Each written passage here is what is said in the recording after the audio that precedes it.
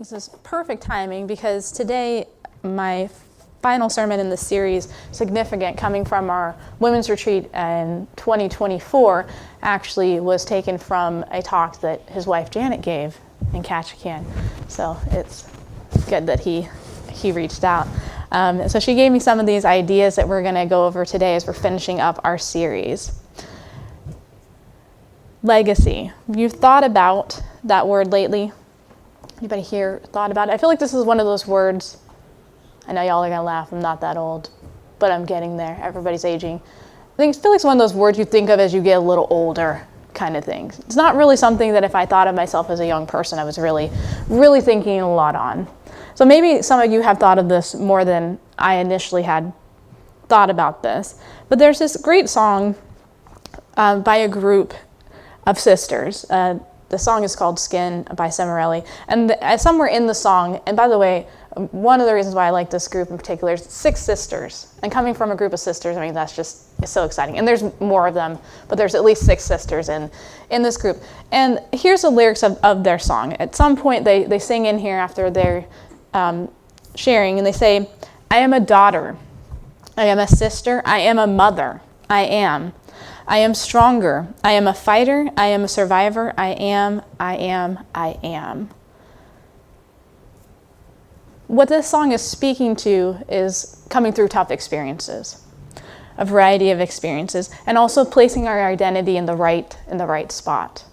Now, initially, you might just look at it and say, what? But taking our identity just out of the way we look, hence the name of the song, Skin, just especially for women, there's a lot of emphasis put on that. We talked about that. And looking at it more in the context of what our relationships are, what defines us, who we are. So going back to, legacy. Who's in your legacy? Where does that come from? What does that even mean? I'm going to give us a definition here. I went to Merriam-Webster online, and it says legacy is something transmitted by or received from an ancestor or predecessor or from the past. It's pretty straightforward. Oxford Language said the long-lasting impact of particular events, actions, etc. that took place in the past or of a person's life. So when you think of that, maybe you think of like I do, I think of okay, well then who are the people that have gone before us? We're all from somewhere. And as I was thinking about this idea of legacy, I thought about somebody very particular. And I'm going to share something with you here.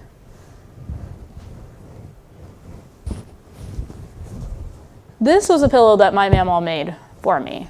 And in case you don't know what mamaw means, mamaw is grandma in Kentucky and probably elsewhere in the South. But we call her mamaw. And Papa was grandpa. And my mama was very, very good at sewing things. And I almost brought the blanket she made, but the blanket's in use and I didn't feel like hauling it off my bed to bring it in. So I just brought the pillow. But the blanket looks similar to this. Like this pillow is meant to go with a blanket.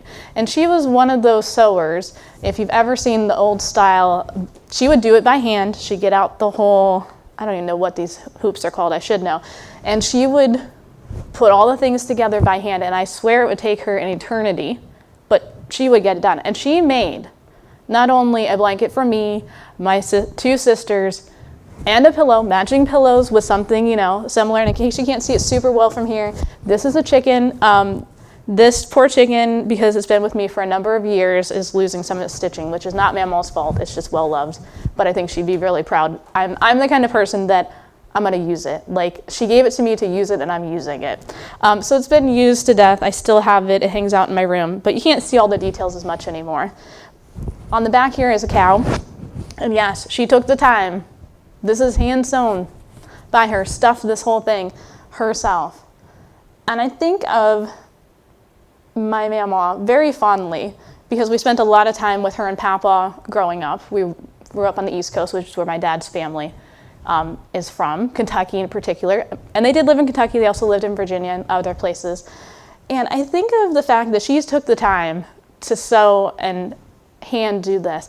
And my aunt sent me, my mama has since passed. She passed actually right after I moved to Wrangell. And I knew that she probably was likely to pass. And actually there's one reason why I didn't come up. I could have came up earlier than I did, but I had told work here, I said, I don't think if I move right now, I'll have another chance to see Mamaw. So we went to go see Mamaw before I moved, and then she died that next year. And I think about just the time and energy she spent, and again, not just for me, for my sisters, for my cousins, all of us have something that Mamaw made by hand. And my aunt sent me, I almost brought this as well, but again, didn't want to haul it in, another blanket, and it's something that she actually knitted. And I actually didn't even really know that she had knitted. It doesn't shock me because she could do all kinds of things. And she had knitted it. And I was like, I didn't even know she knitted. She's like, oh yeah, she did a variety of different things. She was very handy. And I got to thinking about that. And I got to thinking, because my mom always comments, and this is Mamaw is my dad's mom. My mom always comments, she's like, you definitely didn't get your craftiness from me. My mom's like, that's not my thing. You have definitely got that from your dad's side of the family. She's like, I just can't do these things. And I think about that because I like, especially yarn work, those of you who have worked with us at any point when we've done any of those blankets that we've done for Project Linus, I love doing that kind of work. Now, I have complained at times that I hate sewing. And I feel like that somewhere in the family, somebody's got this gene, because Mamaw was good. I don't know who it is. I don't think it was me with the sewing. Although I will say that most recently I did try my hand at an apron, which was out of my comfort zone, to make for the cousins' kids. And it turned out pretty well, although my mom did help me. And my mom is a little better than she said she is. My mom understands her way around a sewing machine better than I do. I'm learning. And I got a picture from the same aunt who sent me the blanket from Mamaw, and she showed me because it's actually her grandkid. And she said, hey, we got it, and I wanted you to see that he's wearing the apron, and he's really excited to wear this apron. And I thought, how exciting, have you ever thought about traits like that? Like, I don't think an awful lot about that. I think somewhere in my genes, if you will, somewhere in our history in my family, there is something about making and giving. Now, that's a lot of people. There's something in that we want to work with our hands. And in many ways, I'm carrying on without even really thinking a lot about it, carrying on this tradition that Mamaw would do. I mean, I just got a text this morning from my other cousin, because one of the things that I do is I make blankets, and y'all know when you have extended family, there are kids all over the place that can be popping up, especially certain seasons of life, and the kids are still popping up, and there's another third kid coming on the way, and I just sent down a blanket for them, and he just sent me a picture and said, thank you. Baby's not born yet, but he's like, thank you so much for thinking of us. We really appreciate it, because I've given all their kids handmade treasures, and I thought, you know what, that's very something that Mamaw would have done. In fact, that's exactly what Mamaw would have done. And I look ahead to the next generation, and I look at my other cousin's kids. There's lots of cousins and kids, so don't worry if you can't remember who's who, it's fine. Another cousin's kid this last season, when I was traveling with them, she was in the car and she was working with some yarn and she was crocheting something. And she has received some crocheted stuff from me. And her mom said, hey, remember that, they call me Aunt Brooke. Remember Aunt Brooke, she's the one that made you that hat. She could probably help you with whatever she was like struggling to do something. And it just brought me back to, I was like, I remember those first days, and I know I told that story and I won't tell it, the first days where I couldn't crochet, and somebody helped me out on that, and it was just so fun to see that being passed on. Now that's just a really small example. Like, how important is that in the grand scheme of things?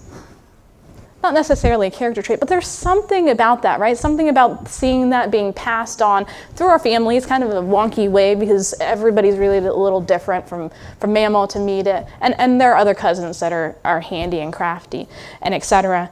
But this idea of legacy is so important.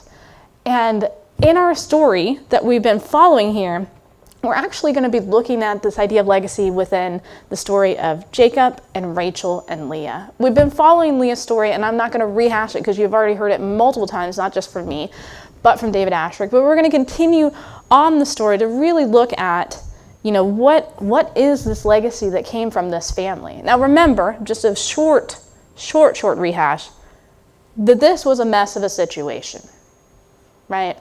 That Jacob got 2 wives when he wanted one. The wife that was not loved was Leah. The wife he wanted was Rachel. They're 2 sisters. They were always butting heads, it seemed like, at least when you look at it in the Bible context, you don't get a lot about it. And we see that there's rivalry and jealousy and all these different things. And first off, you might be like, all right, what is that going to leave? And we do know that in the next generation, right immediately after that there were rivalries, tension, etc. We see that within the brothers and the children that they have. But what is actually the legacy of Leah? Is it that rivalry that those brothers ended up having, that one set of sons ends up selling another son into slavery? I mean, is that the legacy? Is sending Joseph to Egypt the legacy of that? Is Leah's legacy being in a loveless marriage? Is her legacy about motherhood? Is it because she had enough children that she had future security? I mean, what do we get from that? And I would like to suggest that it's more than just looking at children. It's more than just looking at how many kids she had.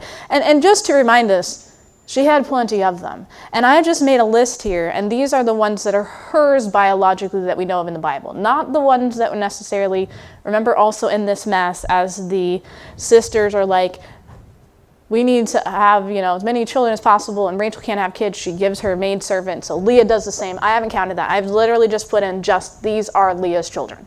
These are the ones that she had. Even though by the standards of that day, the other children would have been considered hers too. And remember here that we see all these different names. We've gone over the first 4 kids. Reuben, the Lord has seen my misery. Simeon, because the Lord has heard and not loved. Levi, attached. Judah, I will praise the Lord. We spent a lot of time in here, right? And talked about her praise journey, and talked about how comparison wasn't getting anywhere. And we said the story doesn't end, and the story didn't end there. She ends up having Issachar, whose name means reward. Zebulun, whose name means one who dwells. A daughter, Dinah, whose name means judgment, similar to the name of Daniel. I mean, is this her legacy? Are these children her exact legacy? They're definitely part of it, right? And I would like to point out, before we dig a little further into, okay, well, what happens after this? I'd like to recognize, too, that while I alluded to the story of Joseph in Egypt, I remember when we were talking about this at the women's retreat, one of the ladies made a very fascinating point. And she said, we tend to think of Rachel and Leah as butting heads and really don't think of like what kind of mothers they were. And we often think of Rachel kind of being the bad guy because we feel sorry for Leah. Feel sorry for everybody at this point when now you hear her story. I feel sorry for the whole family, really. And she's like, you don't really think about this, but you have to think about that Rachel must have done something. This is just her take. Rachel must have done something right, because Joseph was young when he was taken to Egypt. I mean, later teens, but still. And who would have had the biggest influence around him? Would have been his family, his mother, because he would have been in his mother's household. And so she must have done something right to raise a son that, when he was put under the fire, could pull on some strong faith. And I was like, that is such a great reminder here, too, of that, because we do tend to paint Rachel as the bad guy. And really, as David Asher alludes to, there's really kind of no good or bad guy. It's hard to tell in this story who is what. And I thought that's just a great way to look at that. But there's really 2 sons, if we were to follow the line of Leah. There's really 2 sons that stick out in terms of a legacy that is left. Obviously, all the sons that Jacob had as dad become a part of the nation of Israel. So I'm not doubting that. But there's 2 sons in particular that, if we follow the line on down, we see some pretty amazing things. Does anybody know just off the top of their head which 2 sons we're going to head to? Yeah. We're going to look at Levi and Judah, but we're going to start with Levi, though. And just to remind ourselves that 12 sons become the 12 tribes of Israel. So this is the founding of a nation, the beginning of a nation. And the Levites were given a very particular role. Reminding ourselves that Levi himself was a child of Leah and Jacob. This is a direct line to Leah. And their job was really important. Here's a couple things just to remind us. This is what the people who were in that particular tribe were responsible for. And there's varying degrees here as well. I'm not going to break it down into like who's doing what. But as a general rule, this is what people were doing here. Maintaining and transporting the tabernacle and temple. Assisting the priest in sacrificial worship. Now, keep in mind also the priestly line came through this as well. But a lot of times in the Bible, they'll separate that out and be like the priests and Levites. But the priests are from the Levites. They're just a different line. We'll talk about it in a moment. teaching the law to the people, leading music and worship, and serving as judges and scribes. This was a very important role. I mean, look at all these people in here. We have teachers, we have people with musical talents, we have people that are serving as judges, people that are writing, people that are organizing and planning, moving the tabernacle and temple. I mean, this is the task, this is the things that their people, this is what would have been taught from generation to generation. This is the role that we have. Now we do know they didn't always faithfully follow that. It was a mess throughout Israel's history, so I would acknowledge that. But as a general idea, they would have been like, okay, here's the role, this is how we do it. I mean, just imagine what I was just talking about, the things I'd learned from my mamaw. I did learn some crafting things from my mamaw as well.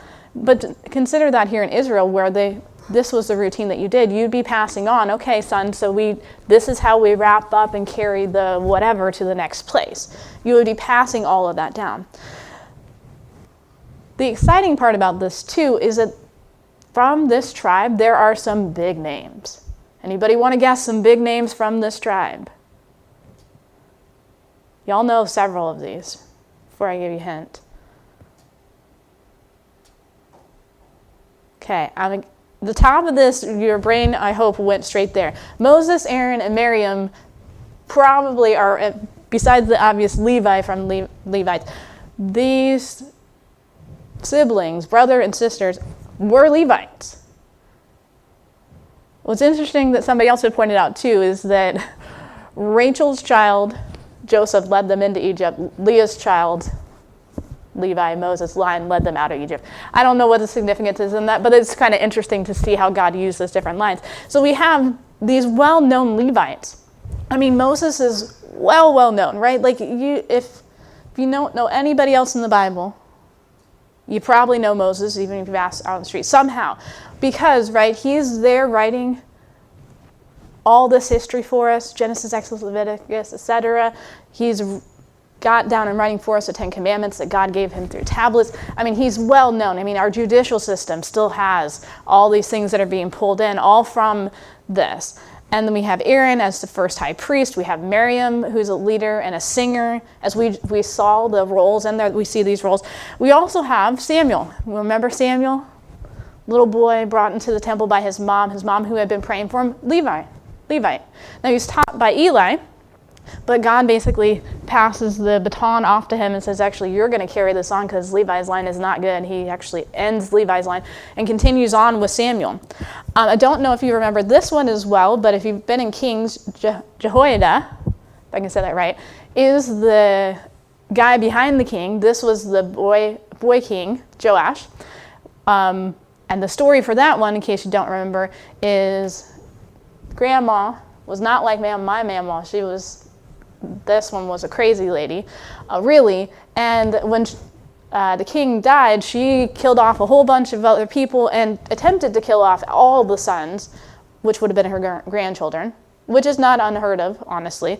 But attempted to do that in the story. But an aunt of Joash, this is actually his uncle right here, took him to the temple, and they hid him away until they thought he was old enough that they could put him forward. And when he's put forward, this is the man, Jehoiada, who's behind him. He's a priest, or Levite, working in the temple. And it says in the Bible very clearly, all the days that he was alive, Joash followed the Lord, which means this was a wise man, a man who understood the Lord. And his influence, while you don't know his name probably very well, his influence is felt through that generation and through that king, even though maybe we don't know very well. Levite.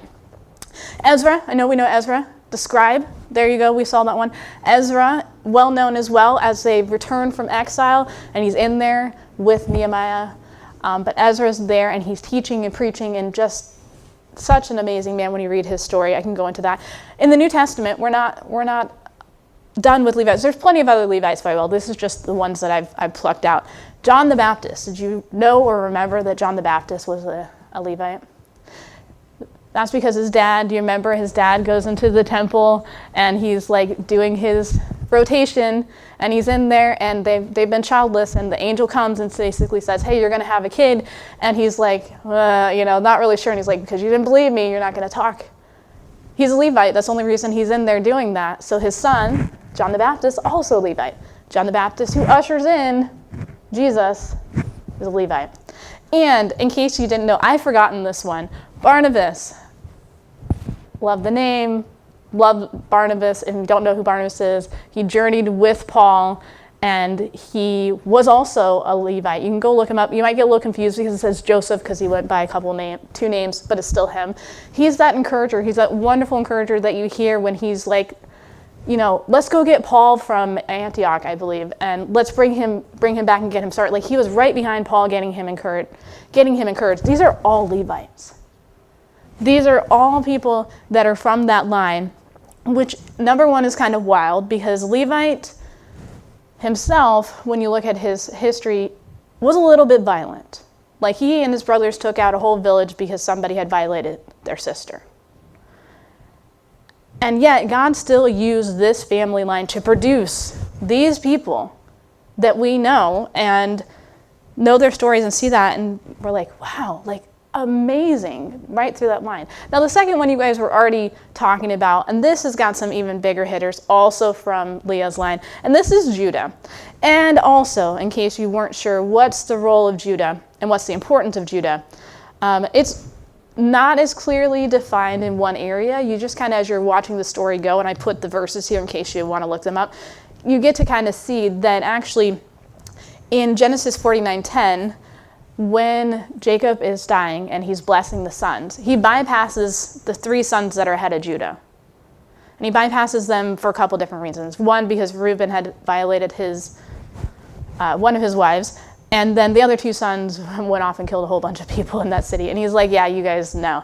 And so it goes to the 4th son, Judah, that one that says, now I'll praise the Lord. And so the political leadership is already kind of being passed to them right there. He already gives the birthright, remember how important that was to Jacob, to son number 4. And so the political leadership is already kind of there. There's military significance with this tribe. In Judges 1:1-2, you're going to see oftentimes when God is calling them into different battles, depends on what they're doing, he's going to call Judah out at the front. You guys are going to go out to the front. Not always, but often. You're going to see a lot of that.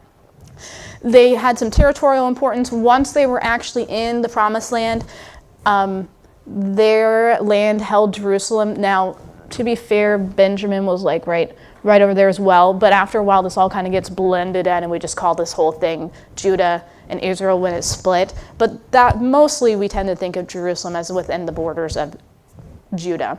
It has religious significance because, again, if they had Jerusalem, that meant they had the temple.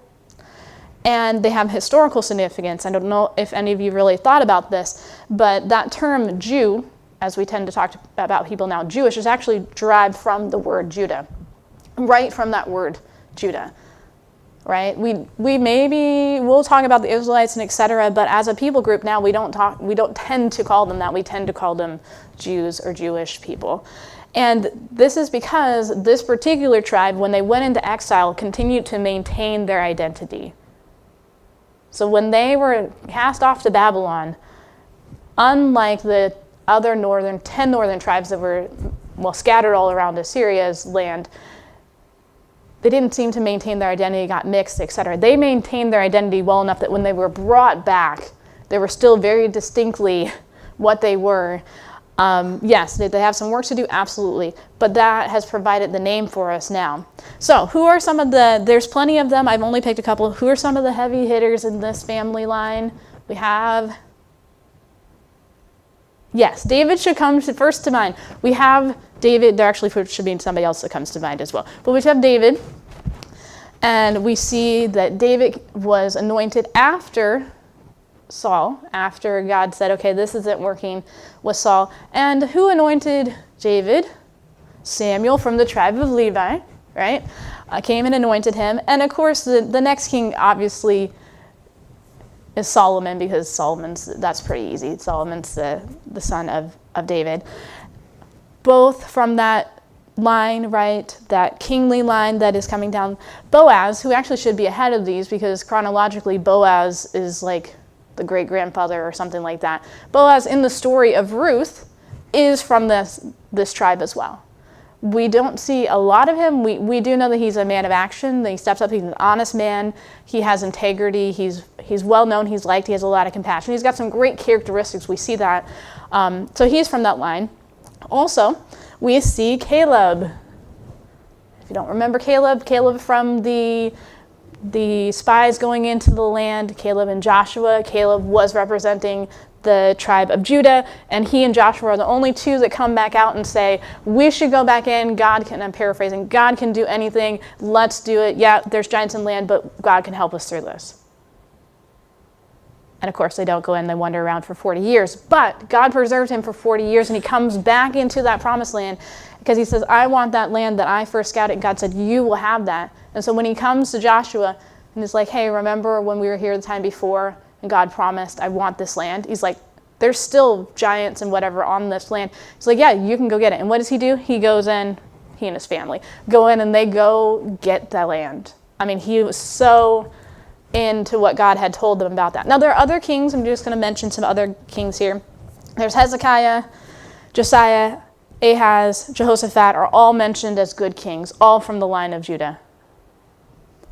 And there's one prophet we just read this morning too, that there might be others, but one major prophet that we know for sure that is also from that line, and that is Isaiah.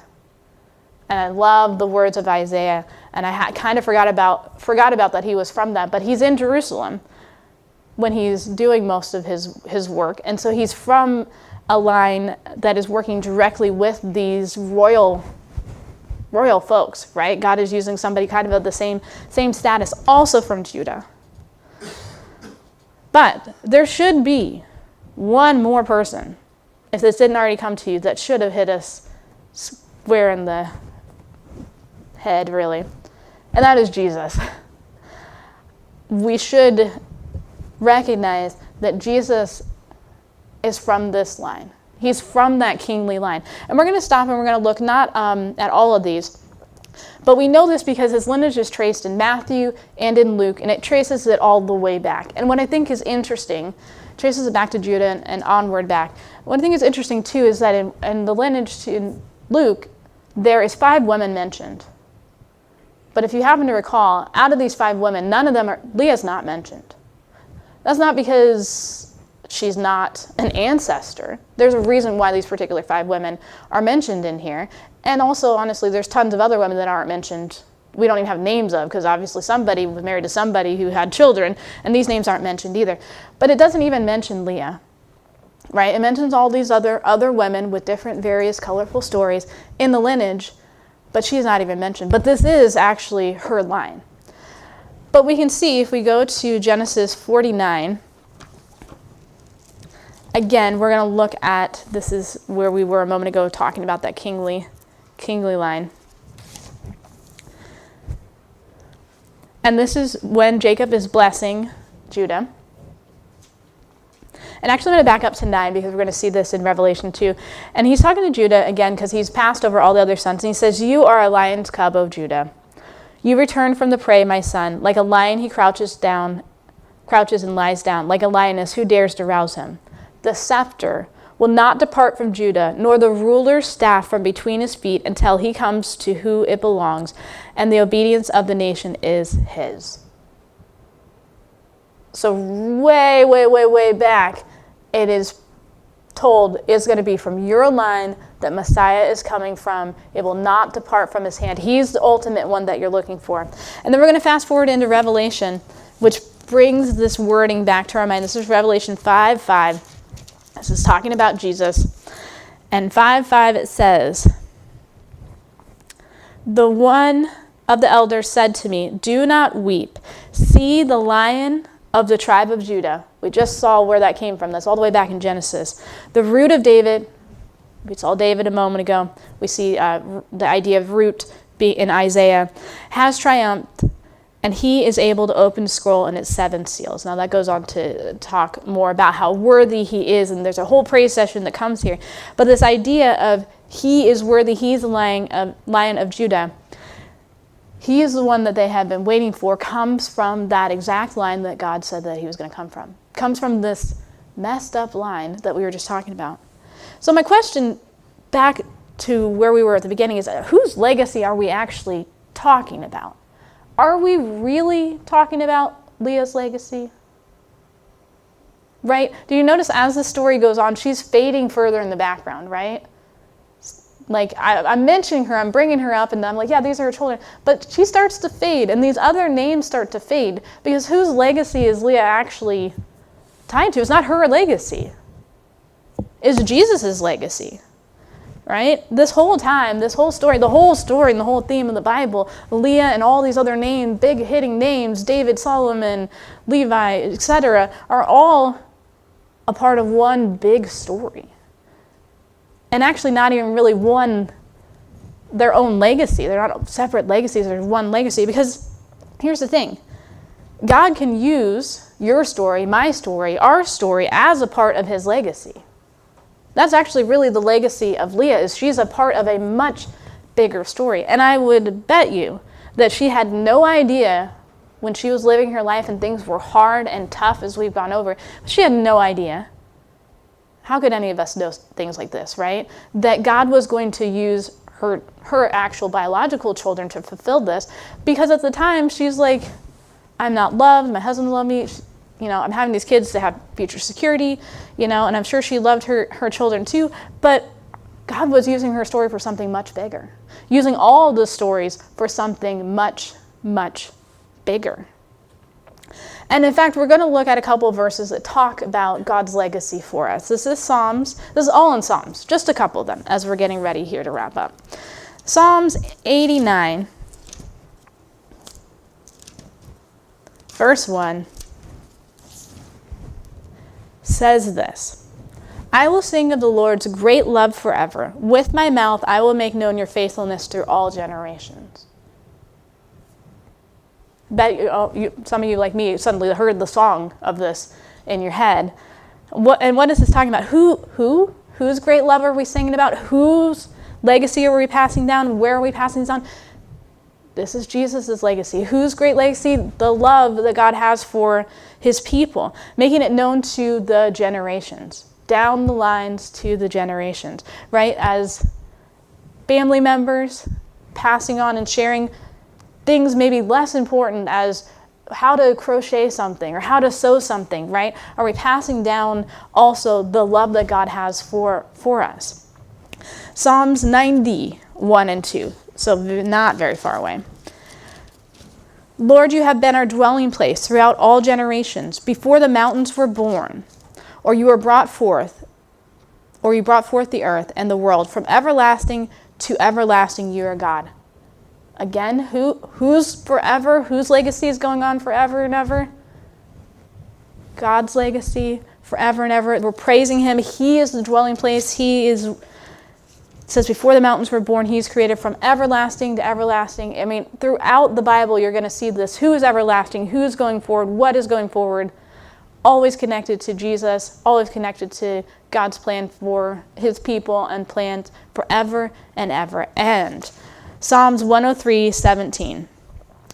Here it is again. But from everlasting to everlasting, the Lord's love is with those who fear him, and his righteousness with their children's children. Whose love from everlasting to everlasting? The Lord's, right? And I think as we come to a conclusion on Leah's story, we can agree that God can not only use our stories, and he can take them from the broken, messy, whatever that we have and turn them into something beautiful and make them a part of his story, make them a part of his legacy. But ultimately, when we go back to this idea of like, okay, well, I'm just one of how many people on the earth, why would he care, right? And he does care. Because here's the thing, our significance, hence the title of this series, only comes from Jesus. Our story being connected to Jesus is what lends significance to that. God loved us so much that he used a broken, messed up story here in the Bible to show us how much that he loves us. And he loves us because we're important to him. We are significant to him. And let us not forget that our story is a part of his story because he loves us so much.